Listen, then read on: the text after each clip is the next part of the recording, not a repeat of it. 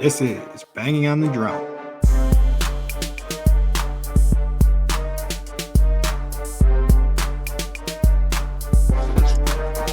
It is another beautiful day in West Central Wisconsin, and welcome to episode 130 of Banging on the Drum. As always, I am your host, P Dog, joined alongside our other host, M Dog. And M Dog, how you feeling about this weekend of Wisconsin sports that we had in front of us?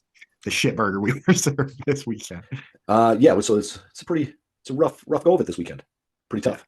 I don't like it. Don't like it at all. The only thing rougher than Wisconsin sports weekend is if you bet with Mike this week. Oh yeah. It was a really rough go of betting with Mike. So after Mike had the best week we've seen this season so far, he followed it up with the absolute. Well, yeah, you're not gonna have like the worst week possible, which would have been pretty impressive, but you had a pretty damn bad week. So last week you won 800 bing bongs, and this week you've already lost 700 with one more game. So you have a chance to lose those. So same as I won. You need the Bills to cover tomorrow versus the Broncos. I think you got them at 7.5 too. So if that doesn't happen, Mike has to tweet out a picture of his dick. It's just a rule if you have an offer. You did get one push in there, so that was pretty good. But I did not do much better than Mike this week. I did end up hitting 2 games, going 2-3-1, and I am negative 300 bing bongs on the week and positive 1,000 on the year. But Mike has just been having a rougher go at it than me. Oh, I plan on getting this rectified and I'll be dominating the rest of the way. So with that being said, I'll do my punishment for this week. Last time I'll do a punishment. Probably. Yep, I'll be recording shirtless in 3 weeks. But Mike has cracked it back. He has it open. He's getting too good at it. I don't even think his eyes are going to do the thing this time. That was good, Mike. That was really good. And using the knife is a game changer for the can. Holy shit. Yeah, I seen a little bit of spray or heard a little bit of spray. So that was all air though. It was not spray. It was like I hit it with just got the tip in there, and it was like just all air. Yeah, that's what's up, buddy. Just stick that tip in there. Yeah, I'm just shooting air these days, man. Shooting air. Yep. All right, well, let's get right into this episode. I just don't want to gloss over the fact how that was probably the second best sun drop shotgun on this show. Number one being Mark. Mark just absolutely annihilated his sun drop. I don't think we'll. And then John had like 6. John did like, yeah. So that probably wins the best performance. But I'll never forget Mark's. I was just like, Jesus, dude, that was like out of left field, just crushed. But yeah. But let's start with the news. I don't think we glossed over it last week. This is still fresh for Banging on the Drum, right? I think it happened on Monday. Okay. So yeah, I was at work the day that it happened. So I think that it was early this week.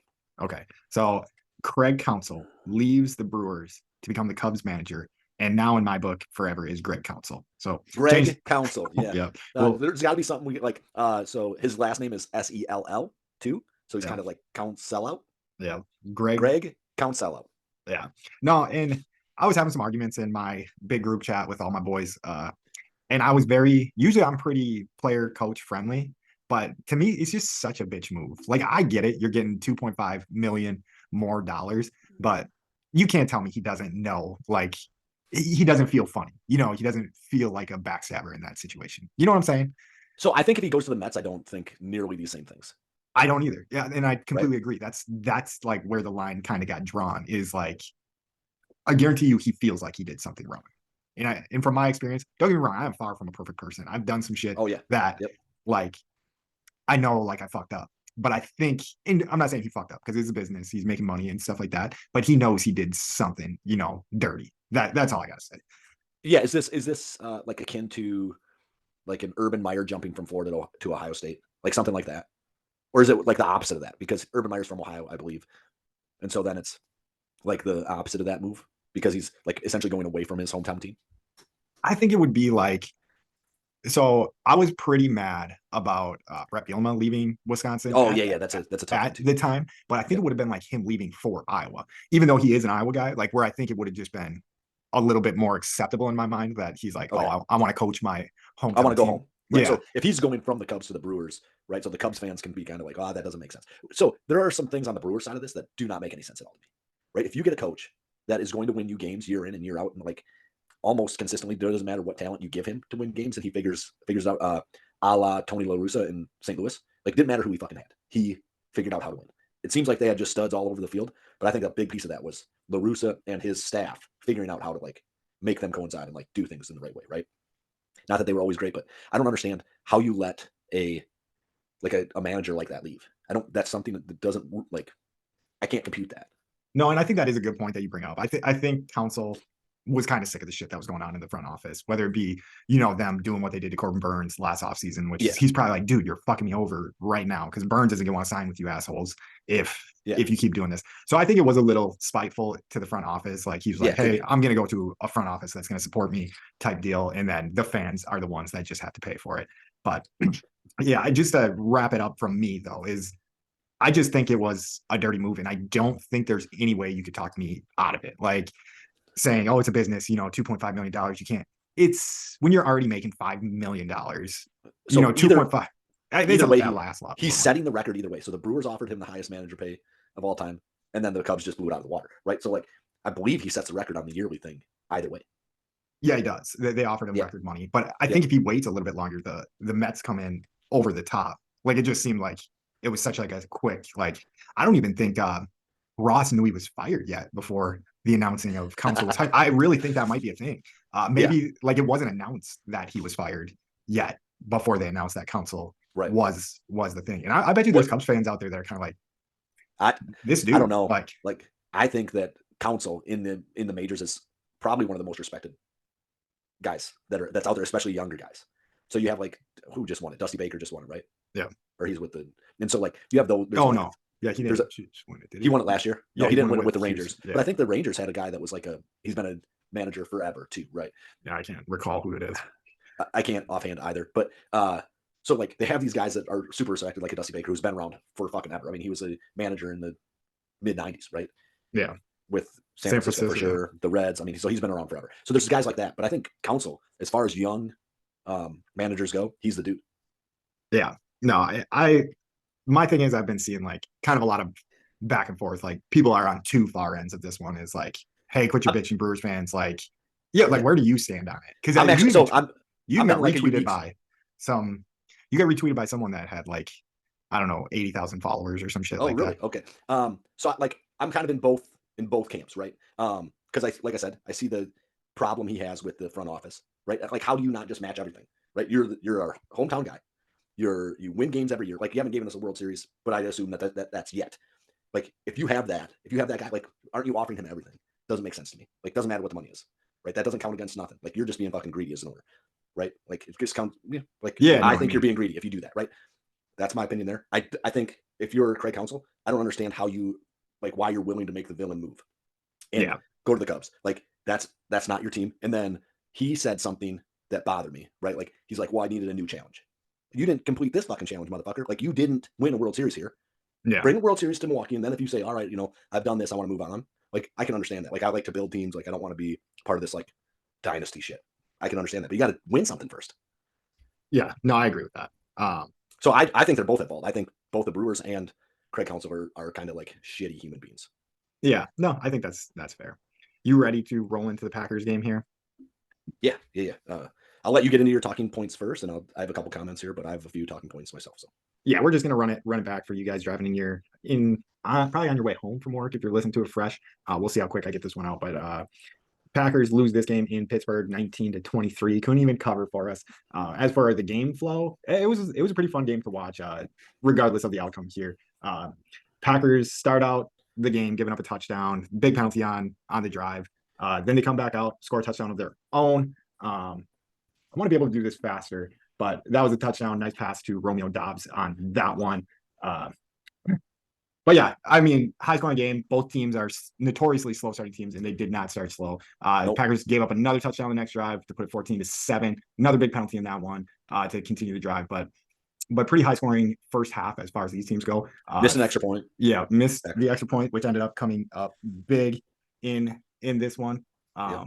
And yeah, going to halftime 13-17. Then we came out, get two field goals to put us up 19-17. And then Pittsburgh closed it off with two field goals. And then Love was pressing at the end of the game, ends up throwing two interceptions on back-to-back drives to basically close out the game for us. Mike's coughing over there.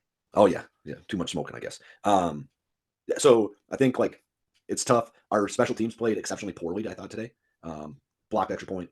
Really felt like that was on the guard. It's not a guard. The like whatever position. Yeah, it's on Deguara. It's the whatever position he's playing. Like a that wing. was like yeah. You got to do at least something. You didn't even fucking move hardly. Yeah. Like, very. really not good. I didn't like during me watching it. I did not notice a ton of penalties. Like the penalties didn't like add up to me, but I missed the first maybe like quarter and a half. I was a little busy. That being said, uh, I think there's like I think there's real opportunity that this team can compete with like anyone in the league. Like that's where my mindset is. So I'm like way too optimistic. But I think they can stay within 3 or 4 of everybody in the league. Not that they always will, but I think they can. Yeah, I think my takeaway from this one is like in an endearing way, like you never want to be compared to like old Lions teams, but this does remind me of a Lions team, not last year's Lions team, but the year before that, where you're kind of like they're scrappy, they're good, they need to learn how to win. And then last Yeah. year was kind of the year they like learned how to win, but still didn't quite do it. And then this year is the year where they're supposed to be putting it all together, Yep. which like we've seen, like the Lions are a pretty good team. But to double back on those penalties that you might have missed on the first drive, and it was nothing crazy. Like I want to say it was a holding. I think they both came on third downs though, like where we could have got them off the field. And then we had one pass interference, I want to say on Valentine. And then now they're messing up my brain getting Corey Valentine. And then Yeah, Valentine and Valentine. yeah, so yeah, and I think it was the Valentine and the Valentine that got the two penalties to continue the drives. I All right, so apologize I if it think wasn't so. one of them. Yeah, quick, like just a quick. We should just get rid of Alexander so that we can have Valentine and Valentine. Yeah, I don't think so. After the way Yeah, I think that's fine. no, we're keeping Alexander for as long as we can. I mean, he did get kind of torched in the Vikings game, but then he came back and had a hell game in the Rams game. Yeah, I think that he was like significantly injured in that Vikings game. Like couldn't play the way he wants to play in a lot of ways. Yeah, That's the way it appeared. But let's move on. No, I do want to see who. I don't want to charge the. So Nixon had a defensive holding call on the second touchdown drive, and then I want to say it was Valentine had a pass interference on 3rd and 3 in the first drive to continue it. So we're going to get into that little SWAT thing we do, and definitely penalties are still on the or discipline, I guess, is still on one of the weaknesses. But yeah, there was a lot of big things that happened in these games. Those penalties I don't think are like the story of the game. I don't think it was like, oh, those were such shitty penalties because for one, the Valentine one, he did have I think it was Johnson by like his back little shirt thing, and then the other one was probably fair as well. But yeah, you take those out and you just make the plays, get them off the field. This is kind of a different game. But the big play that I do want to touch is the backwards pass that is just insane that they went back and reviewed it. And I hate Gene Stezator. I think that's my most hated guy in like broadcasting right now. Can't stand that son of a bitch. And I don't want to be the guy that like comes back and is like, he always is against the Packers. But he was the dipshit that came on the air when there was the double catch and he was like, it was definitely intercepted because he had his foot on the ground first. I'm like, dude, you're an idiot. And then they bring him in and he was like, oh, it was a pretty tough call. Like when I don't know who was announcing our game right now. We're getting C and D team, CBS guys. But he called him out, right? Yeah, he was like, I do not agree with you. Yeah. Which I think is, I would like to see. So I see a lot of people complaining that the in-studio officials just back up the officials. I'd like to see the broadcasting teams just go to them and be like, all right, so we saw these 4 angles. What's your call? Right? And like, don't give him the opportunity to like, oh, I'm going to call this a whatever. Right? What's your call? They make the call in like kind of like in live. And then we see like, oh, so it is in conflict at the very least.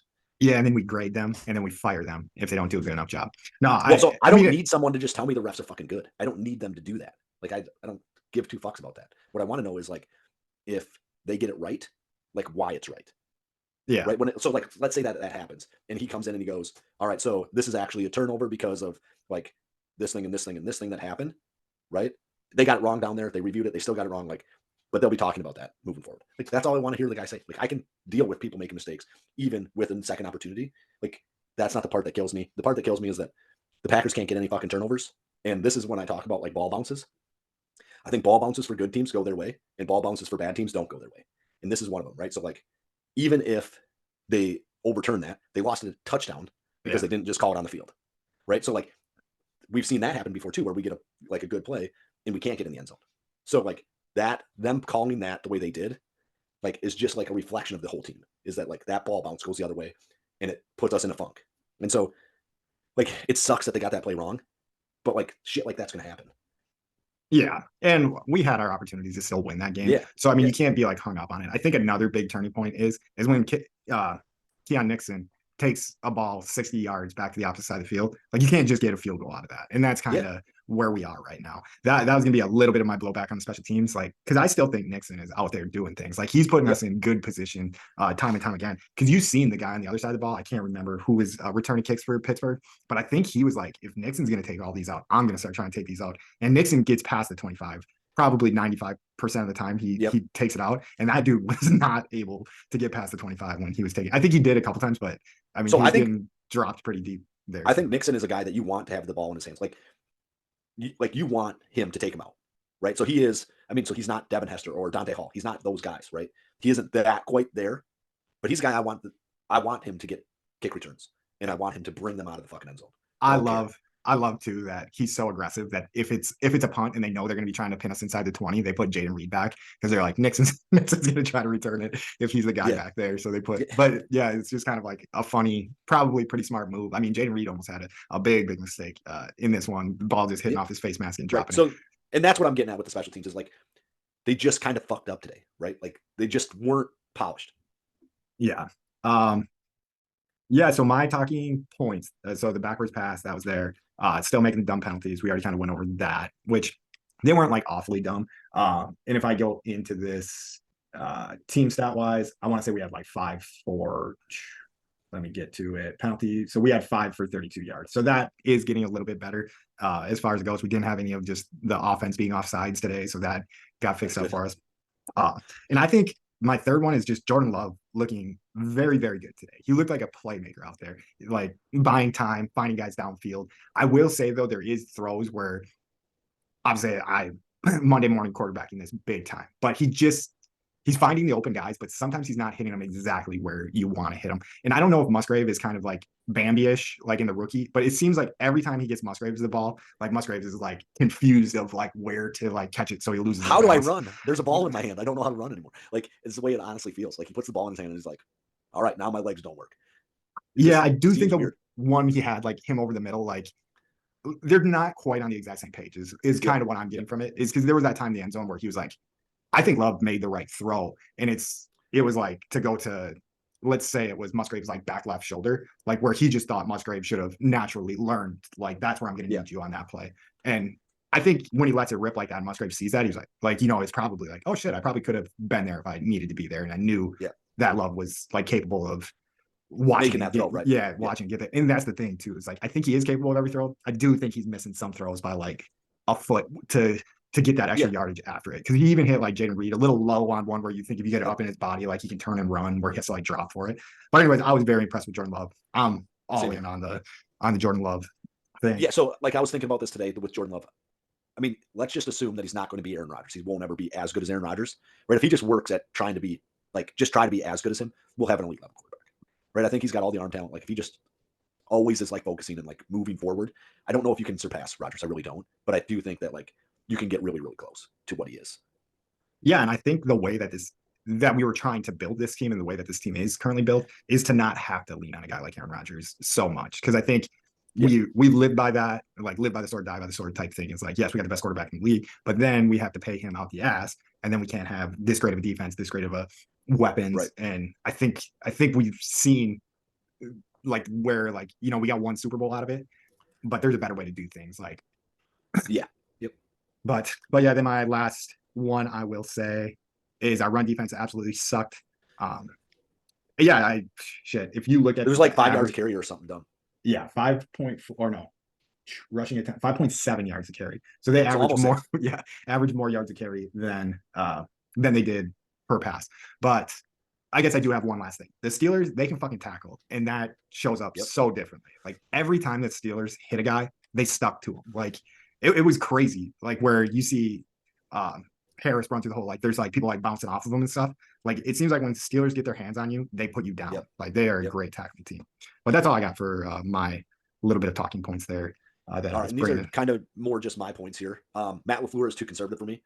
Prime example of this is that we have 1:20 left in the first half, and he essentially decides to throw it like 7 yards behind the line of scrimmage on play 1. They lose 5 yards and then do a dive, and those are the only 2 plays he runs inside of that time.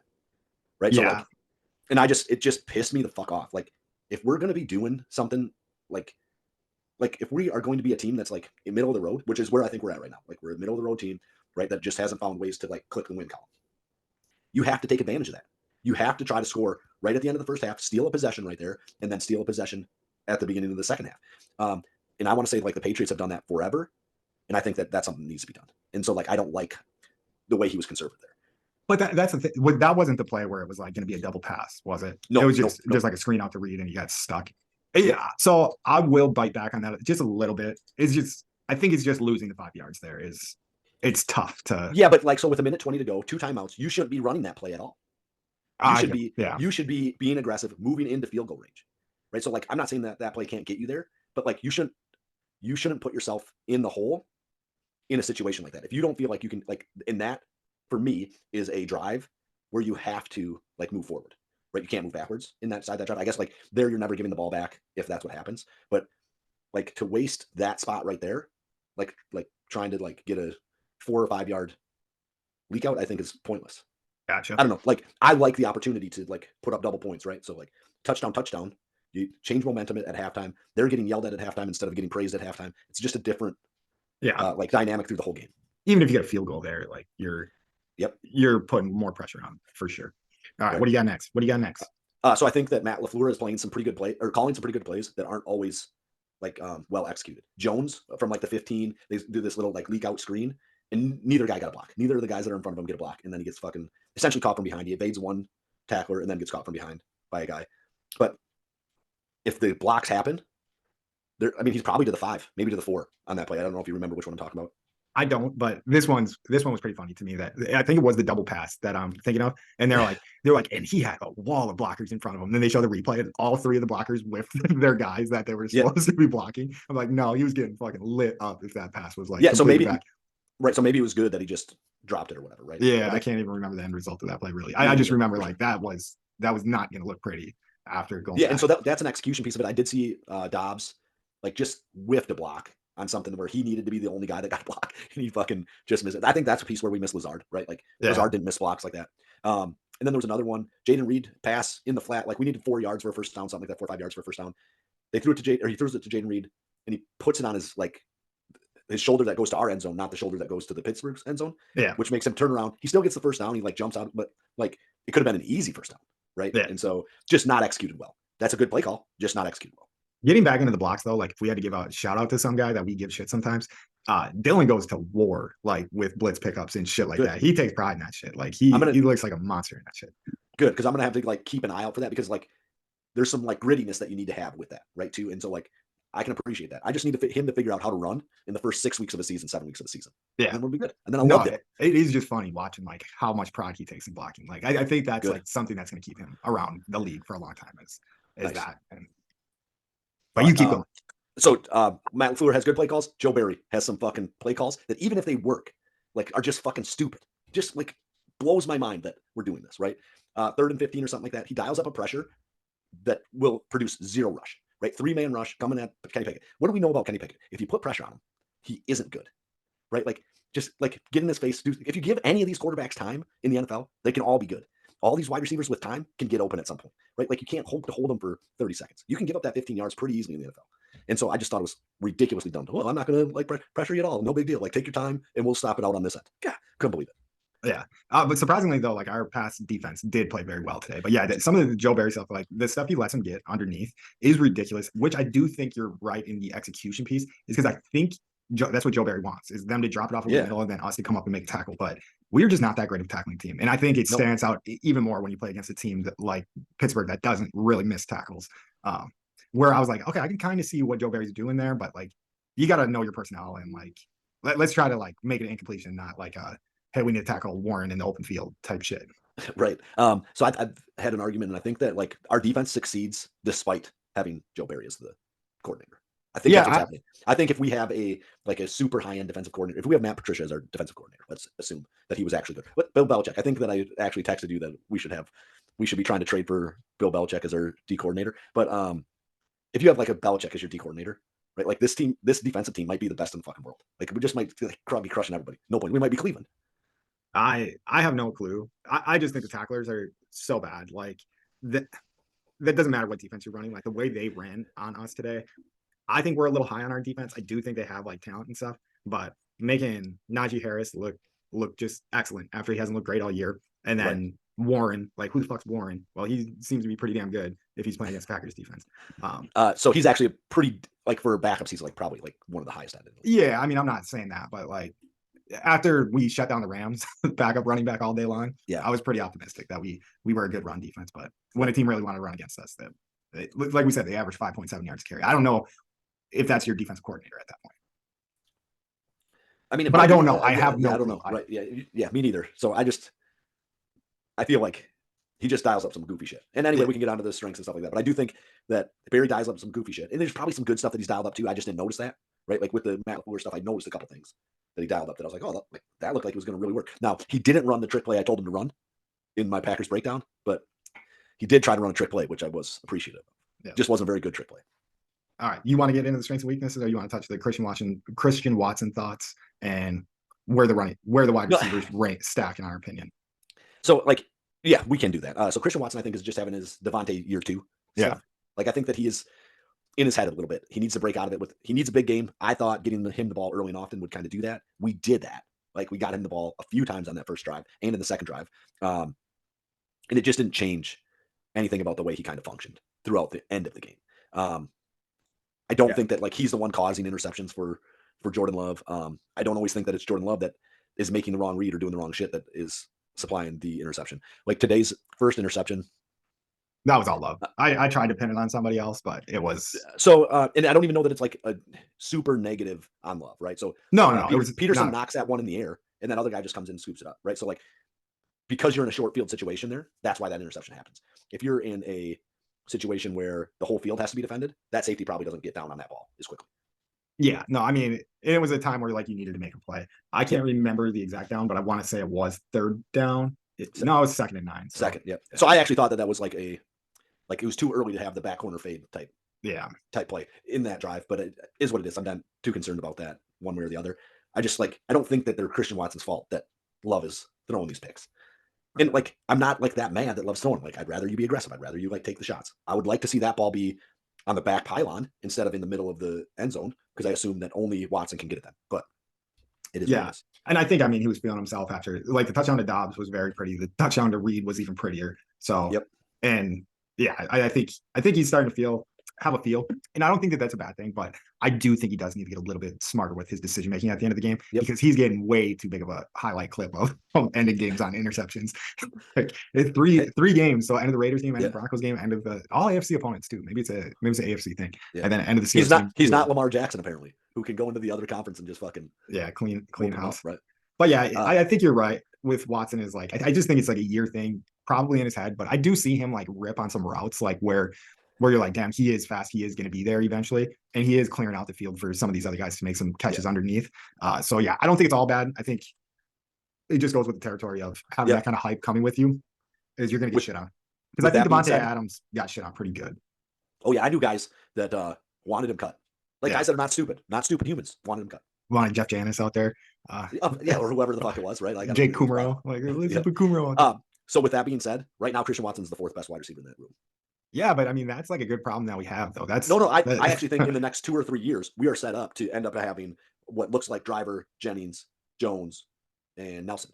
Yeah, no, I think. And so I think we're like that is like an elite level problem. Yeah, no, let's get into strengths, because that like correlates for my first strength. So my first strength is Jordan Love and the young talent. Like Mike just said right there, as I truly 100% believe that is like these young talented wide receivers they're going to be good. They're going to be dirty. Like it's going to be a crew that's tough to guard. And with Wicks stepping up the way that he stepped up here, Jaden Reed, to me, I think Jaden Reed is probably the best one right now. Yeah. But I do think if I have to like comp them, it's definitely going to be shit. You brought it back a little bit. But I think Reed is kind of the Cobb of it. I think Watson is going to be more of the Nelson of it. And then you're going to have Romeo as kind of your James Jones of that crew. And that's no slight to anything. I love that receiving core back in the day. I think that receiving core, like if you look back on it now, is ridiculous. And I want to say that one year, like Nelson was the number 1 wide receiver. 1 year Jennings was, and 1 year Jones was. Like in a 3-year span, we had 3 different like number 1s inside like that team. And it was just ridiculous that you can even run into something like that. And then you have Donald Driver, who is the all-time receptions leader, as like your worst dude. Yeah. Yeah. And he was just kind of our possession guy on the way out. But yeah, I think that's an amazing strength and an opportunity, I guess, that we have to look forward to. I want to give a shout out to, I think my favorite player on this team right now is Keon Nixon. Not only on special teams, but when he's on defense, I'm not great at like saying like, oh, he's a good cover guy or something, but he wants to put people on their ass. And that's Yeah, something we need in our secondary. Nixon agreed. likes to tackle. And I love that about him. Is like, even when you put him in as a nickel, like you're not losing much tackling as far as him being on the field. I am also not great. Like in my head, Alexander's not the greatest tackler. I don't see like Valentine and these guys making too many tackles. And I know our safeties are pretty damn good at tackling. Like Savage tends to rack tackles up when he's on the field. Owen or whatever. Who's the guy that plays for? Simone So we Biles. had Jonathan Owen. Yeah, Yeah, Owen. yeah. But whatever. I think Nixon has been a great addition to, I mean, obviously, like the special team stuff. And then pass defense without Alexander, pretty damn good against. I think Deontay Johnson might be one of the more underrated receivers in the league. And I enjoy Deontay Johnson a lot as a pass catcher. Like he doesn't score a lot of touchdowns, but he gets a shitload of receptions. Yeah, and so he ends up getting one catch for 17 yards. And then Pickens, who's got all this buzz this year, had 3 catches for 45 yards. Granted, they're running ball down our fucking throat, so they didn't really have to like lean on those weapons that hard. Right. If you look at Pickett's day, 14 for 23, he looks like Scott Tolzien leading Badgers to a Rose Bowl out there with just monsters of backs and Warren and Harris running it down our throat. For Warren had 101 yards on 15 carries and Harris had 82 yards on 16 carries. So we made those guys look too damn good. And I don't know if you got any strengths you want to add in there, but if it flowed into it, then our weakness is our run defense fucking sucked today. It was bad news. Yes, yeah, and so I would agree that the run defense needs to be much better. I'm actually kind of surprised Pittsburgh didn't lean on it more in the last 5 minutes of the game. I mean, honestly, like just crush them. And maybe we made an adjustment later in the game, and like it just allowed us to. First, it didn't feel like it. It felt like right. Pittsburgh should have just been like, hey, man, I think they could have got away in this game with Pickett throwing 10 balls. Or maybe not throwing 10 balls, but like throwing 20 and completing 10. They could have still been in the same situation that they were in. But yeah, that run defense, Quay Walker's down, Alexander's down. So, I mean, it's shifting parts in there where I do think Quay Walker's a stud. Devondre Campbell is a stud. So I think when you got both those guys healthy, that's going to be a big difference in the run game for sure. Yep, I agree. All right, so let's jump to some opportunities here. Opportunities, like we already said, young talent starting to blossom. Play calling for me, I'm bad at the opportunity section, but I do think offensively, like you were saying earlier, we are kind of starting to have some more, we got nothing to lose right now. Let's have some fun and try to win these games, learning how to win. And I think once the balls stop getting just flat out dropped, this offense is going to be pretty damn good. And I'm looking forward to that. Yeah. And so I think like we're right on the verge of learning how to win these games too. Yeah. You wrote that down, but I think like we're there. Like it is like in hand. I would like to see us get one of these late wins, right? Just to kind of be like, yes, we can do it and we should do it every time. I thought it was coming for sure today. I was pretty confident that last drive that ended, the last 2 drives that ended with an interception. But when we threw the interception, the defense steps up, gets us the ball back with, I can't remember how much time to go. I can look like 3 minutes, I think. No, it was the first. It was like 59 seconds to go. I want to say, 59 seconds to go. But they do like make a run there, like where they get to Pittsburgh's 16 on that drive. So they start at their own 19, hit some sort of bomb. I can't remember. So 46 yards. Oh yeah, it was Jaden Reed for 46. So yeah, it looks like we're a hair away, Mike. We're a hair away from winning those. But that's all I got for opportunities there. All right, and so jumping into threats. So I think threats is like we're not teaching the coach or teaching the tackling and he's calling stupid plays, right? So defensively, I think that's a big piece of it. And then you have down injuries to Quay Walker and Alexander, who are taking leaders off of the field. That's really tough to deal with, right? When our leaders aren't on the field, like that's going to affect your defense as well. Yeah, and it's like maybe also like the bad ball bounces that we're calling like bad ball bounces. Like maybe they're happening for a reason. And just keeping a healthy team. I mean, that's threatening to any team. I think our biggest threat is can Joe Barry hack it? That's like what it comes down to. Like, can Matt LaFleur step up and be like, hey, I need a new guy here? Or can Matt LaFleur adjust things enough in order for the offense to be a powerhouse, right? So there's teams that win all the time without great defenses, but they all have super offenses. Look at the Dolphins, right? So their defense isn't that great, right? Like look at former Packer teams. Defenses were pretty mediocre, but their offenses were just dominant. And So Matt LaFleur would have to change what he is offensively in order for our team to win if you're going to keep Joe Barry around. Yeah, no, I like it. And that is where we will end with the Packers stuff. And this is the shitburger of the weekend. The This one. shitburger of shitburgers. Yeah. So Badgers versus Northwestern. So Northwestern Wildcats come to Madison and just beat the Badgers like they stole something from them. This In game was a year where the Northwestern should be in fucking shambles. yeah. Fitzgerald gets fired for bullying kids in the shower. Yep. But yeah, it was a bad game. I will say Northwestern came out swinging, and that's what won them the game. Is get up on this Wisconsin team is where we brought Fickle in to fix this shit. Is like when we get behind, having some firepower to come back in these games. But Northwestern puts up their 24 points they score the whole game in the first 2 quarters, and don't even sniff a score in the second half. So we get our ass whooped right off the jump, and then we just can't do anything. We can't finish a drive on offense. It was bad. It was. I will say, like, our first drive of the game was fine. Like, we had a 10-play, 57-yard drive capped off with a field goal, and you're like, okay, maybe we're going to do something. We probably should have got 7 out of that. But then I'm not going to go the drive-by-drive shit. But yeah, then never finish the drive until the end of the game, where the game is damn near over. I think we scored with it's not much time on left. We scored with 11 seconds left in the game to make it look not quite so bad. So lose that game 24-10, but for all intents and purposes, we lost that game 24-3. Like, it was not good. And we can get right into the SWAT. We do run a little bit long on the Packers. I think with the Badger season going the way that it is going, it's not something that we need to hammer too much, because I do think it's just we're 2 years away from this. So we'll get into strengths, weaknesses, whatever, the SWAT thing. And I do have a little news that gave me a little bit more optimism. I don't think you should, even if as a first-year coach, I do not think you should be losing to Indiana, Northwestern. Yeah. And we're still 5-point favorites at versus Nebraska next week. I can't remember if that's at Nebraska or versus Nebraska. I would assume it's it's got to be in Madison. Does it matter? I mean, so like, I don't know. I'm thinking Northwestern Nebraska. walked into fucking Camp Randall and whooped the shit out of them. Yeah. So we'll get into strengths here. So the one thing I can say, maybe the defense in the second half, like once the defense got his feet under them, Northwestern wasn't doing shit. But I do also think that's one of those things that's like, we're up, 21 points. Like, let's run the ball. Let's get the clock down. Like, we can stop them defensively. Yep. Yeah, and us just not having an offense that can put points up. And that was about it. That was about the strength of the whole game. Weakness for us, offense and first half defense. We can't finish a drive. Like, they're just so glaring. So who's the backup running back? I can't remember his name. Not Acker. Yeah, that guy. That guy runs the way like fourth graders run football. Right? Yeah. So he just runs as hard as he can at the hole that they assigned, and doesn't look to see if what's going to open up.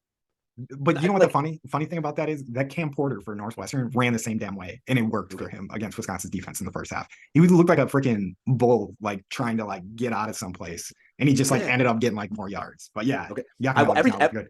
Every time I've seen that guy run, that's the only way I've seen him run. Like, he never makes a cut. He's just that's the hole. I'm gonna hit that thing as hard as I fucking can, which I'm sure worked pretty well, at the high school level. But oh yeah. Let me look at how big this. So 6 foot, 213 pounds. Yeah. Yeah. So that's not even huge by any means. But yeah, I'm sure though, these guys have to be way faster than everybody. But anyways, yeah, we were not running the ball well.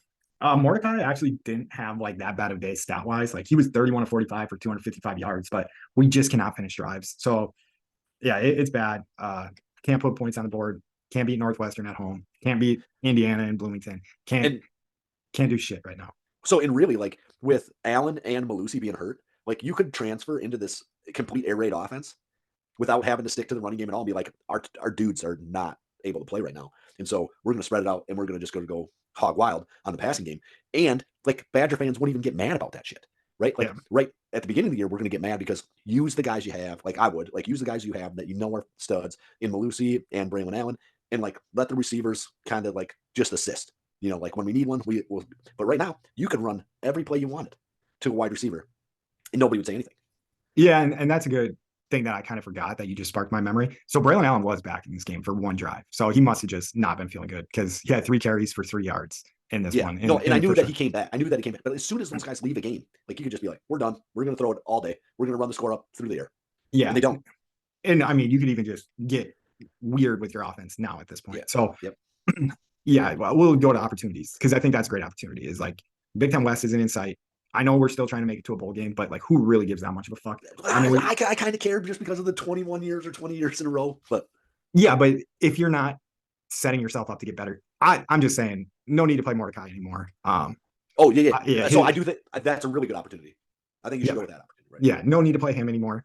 And I think you can just get funky on offense, like whether it be let's get our receiver that is most suitable to kind of like what we did with Montgomery back in the day. Kind of put a receiver back at running back and just get funky with our offensive play calling and stuff. Another opportunity, and patience is a virtue type situation. So when Fickle took over for Ohio State the 1 year he was there, I didn't take that one down, but I think he was like 4-6. So whatever, that's not a great barometer. Which is with dudes, like a ton of dudes, right? Yeah, but I think Ohio State was kind of like down. So down for Ohio State is not down, right? So like you still beat Minnesota, you still beat Indiana, you still are beating Northwestern. Like you can beat up on all the little sisters of the poor, like just showing up.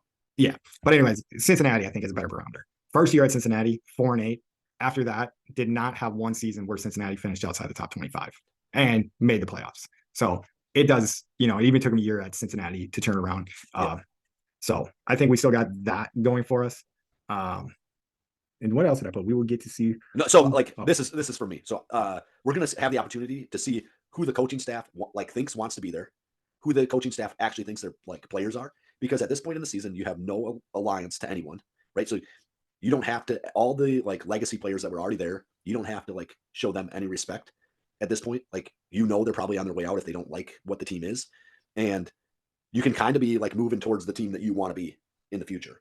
Like kind of like I said, like you made some points about like putting a wide receiver back there and doing some funky things with your offense. We might see some guys that are getting thrown into play because they show some passion during practice, and they like some other guys just aren't showing like that drive.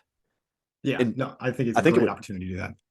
Yep. And so that kind of leads into my conflicts here. I think it's Hunter Waller was talking online about like how it doesn't feel like the team's playing with any passion, and like that means there's conflict inside of the locker room.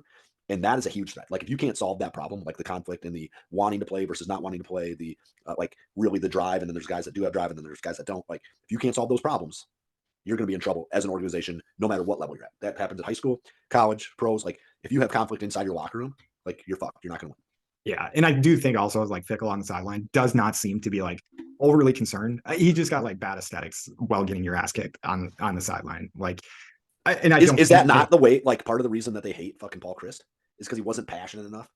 Well, I mean, even it's anybody that doesn't react the way people want them to react. Yeah, like because how Rodgers would kind of get a little get on guys, but like in a little pouty way. But like then people love like Tom Brady getting in people's face and stuff like that. So I don't know. It is what it is to whoever wants. It's whatever the person wants it to be. Yes, how it's kind of going to go. My threat that I have here is just, and you see it in me, like people like me, like FAU made that big run to the tournament and stuff. So it's exciting. Like kids are like, oh, what's FAU? What? They're in Boca Raton. Like this is cool. A cool team. I think we're kind of losing that right now. Like where granted, Madison's not Boca Raton or anything like that. But I think this summer we had all that hype. The hype was huge for Wisconsin Spider football. It was fucking huge. And I know that we're fans and we plug into that piece of it, but like there was a lot of content going out that was like super hyped up. Yeah, the bat signal, like every time we got a new recruit, like that would go out. Yeah, that was pretty cool. But yeah, I think we're losing kind of that steam. As far as that recruiting goes, I don't know how exactly that's going to affect the program. I do think Fickle is kind of a magical guy with recruiting people. Because if you just look at some of the guys that he had come to Cincinnati, Sauce Gardner, I think DeGuara was his boy. The Kelseys. I don't know. He wasn't there for the Kelseys. I'm pretty sure. Okay. So pretty sure. Give him too much credit. That, but like, yeah, that does seem like quite a while ago because he wasn't. I think the Kelseys are upper 30s at this point. Maybe Travis isn't, but I think Jason's like upper 30s. Okay. So yeah, I won't give him those guys. But yeah, I do think that's a threat that we're losing some steam in that. But that's about all I got for that. I don't know if you got anything to add to the Badgers talk, or we're good. No, I saw like I'd like to see some adjustments be made for the Badgers, and like I said, with your running backs out and like not in the game, like this is the time to move the offense, right? So like the running backs aren't there. I know I think like, well, we got 4 good ones right behind them, and we probably do, right? They're probably there, but at this point, you can just say we don't have our dudes. We're going to air raid. We're going to show you what it's all about, and prove us wrong. So Wisconsin, I do have faith in Wisconsin, like in Fickle turning this Wisconsin team into what it's supposed to be. But like this is what I like. This is what I say about a lot of things when it comes to sports. Like you can't actually replace most of these like players and or coaches, right? That you always want whoever has the greener pasture, right? Everybody wanted Rodgers out, and I just always would say, who do we take? Who do we get to replace Rodgers? We'll draft a guy. Well, none of those guys fucking pan out. You know what I mean? Like, oh, you want Chris gone, who wins 8 games every year, maybe 9 games every year, right? You want him gone. Well, who do we bring in? Well, we brought in this guy. He's not doing it right now. And so, like, it's always, do something else, change everything, change it. And like that, if he just turns into Chris, are any of us happy? Yeah, no, I mean, I kind of miss it, but I I still have faith we get to the top 4, right, under Fickle. I still have faith that happens. But if we don't, and we just finish 8th, that's a playoff spot next year, though. But it's the same as if Chris would have done it, who probably would have. Over the next 10 years, Chris would have finished between 8 and 12, I would guess, 3 times over the next 10 years. That's what Chris would have done. I can see that.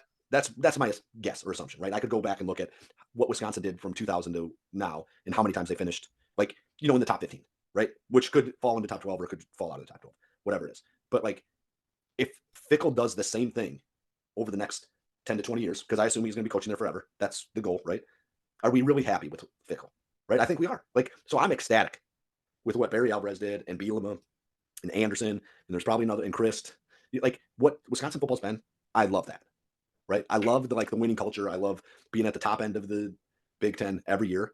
It sucks that we can't quite get the hurdle, but I think that comes. Like, it's just a matter of putting the right team together in the right year. Yeah, and I think if any intelligent Badger fan is like, this is a throwaway year, like, Fickle's going to be good. I think Fickle's probably going to be the best coach that we've had. I'll go out on a limb and say that. But that is all we got for the Badgers, Packers. We'll touch some Buck stuff. I got a plan. We'll talk about it. Touching butts and stuff? Butts and stuff. Yeah. Big butts. Big butt stuff. But I'll talk to you offline for that. But as always, we love you guys. Thank you for your support. Please like, subscribe, share. Pound the subscribe button. Just pound it. And Mike, what do you got for them? If you're doubting the Brewers, the Badgers, the Bucks, or the Packers, you can eat our shorts. Roll. All them suckers that doubted the Packers can't eat my shorts. All them suckers that doubted the Packers can't eat my shorts. Beat them. All them suckers that doubted the Packers can't eat my shorts. Eat my shorts.